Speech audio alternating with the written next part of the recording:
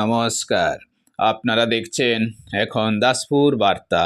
মানব উত্থান কর্মাদিতে রজত জয়ন্তী বর্ষ অনুষ্ঠান সাগরপুরে।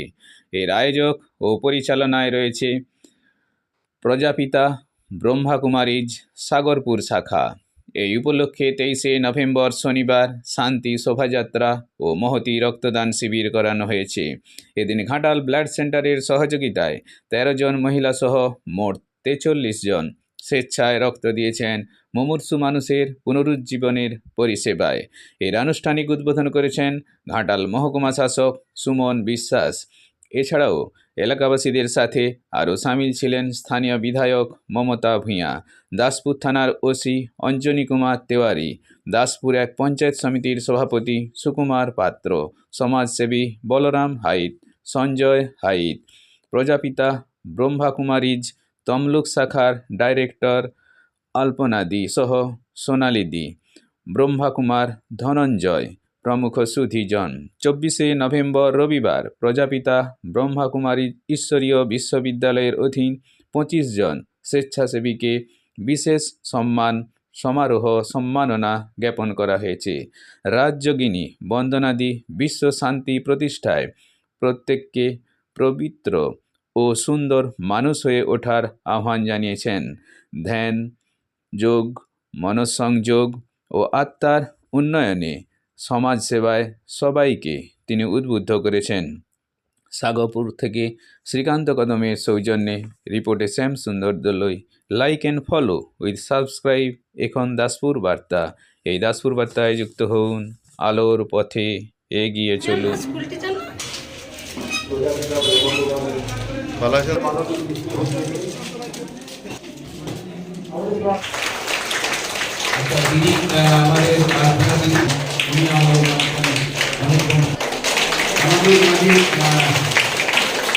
আমরা একটি নাচ হরিরামপুর পঞ্চায়েত সদস্য বংশীবদন ভূঁইয়া, দিঘি চেতুয়া পঞ্চায়েত সদস্য লীলা সিং, গোপীনাথপুর পঞ্চায়েত সদস্য বিভাগ,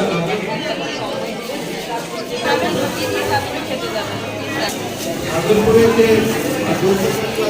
মদনমোহন হারা, সোনালী মন্ডল, লতা রুই,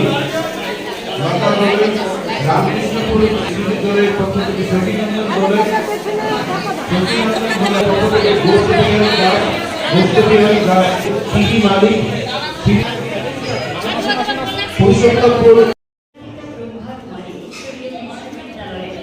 সাগরপুর সেবা কেন্দ্র দ্বারা আয়োজিত 25 বছর পূর্তি রজত জয়ন্তী মানবোত্থান স্মৃতি উৎসব উদযাপন করছি আমরা।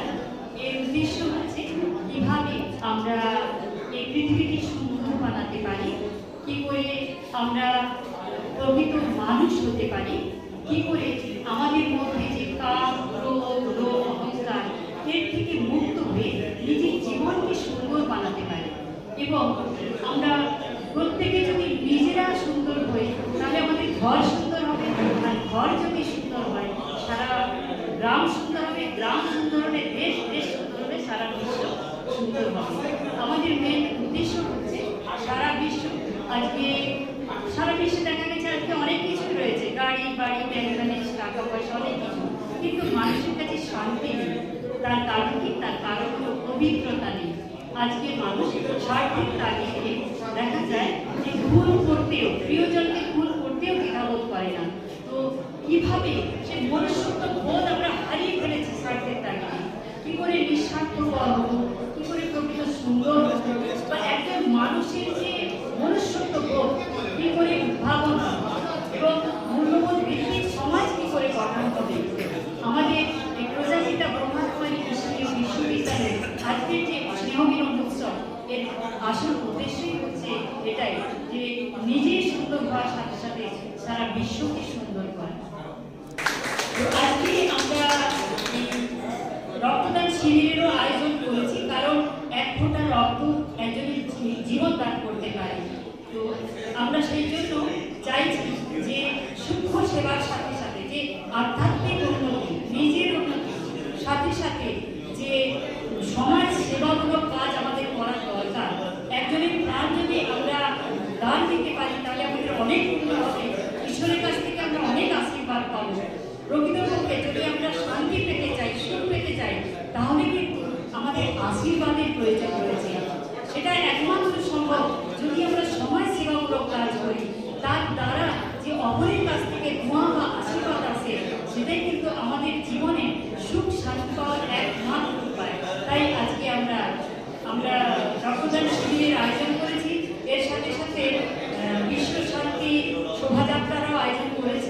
সেই মেডিটেশনটা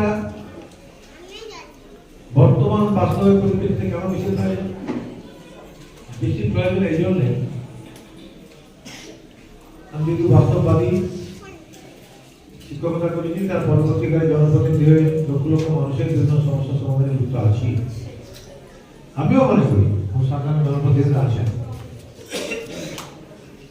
আমরা যেটা করছি ধরুন পরপর বসলাম মাথার পরে আমি কিন্তু খুব একটা আলাদা অনুভূতি ফিল করলাম। আমি সবাইকে দেখছিলাম, সবাই কিন্তু জীবন ব্যস্ততার মধ্যেই থাকে সবাই, কিন্তু আমাদের চাকরিটা আরো একটু বেশি ব্যস্ততা। আমাদের সময় হয় না নিজের জন্য সেটা বার করবো। এমন দিকে যায় আমরা ঘুমোতে চাই, ঘুমাতে পারি না। আমি না, অনেক ব্যক্তি আছে, কিন্তু এখানে দেখলাম আমার কিছুক্ষণের মধ্যে অনেকগুলো চোখ বন্ধ করে ধ্যান করছে, মানে ফিলিংসটা সবাই মধ্যে একটা চলে এসেছে।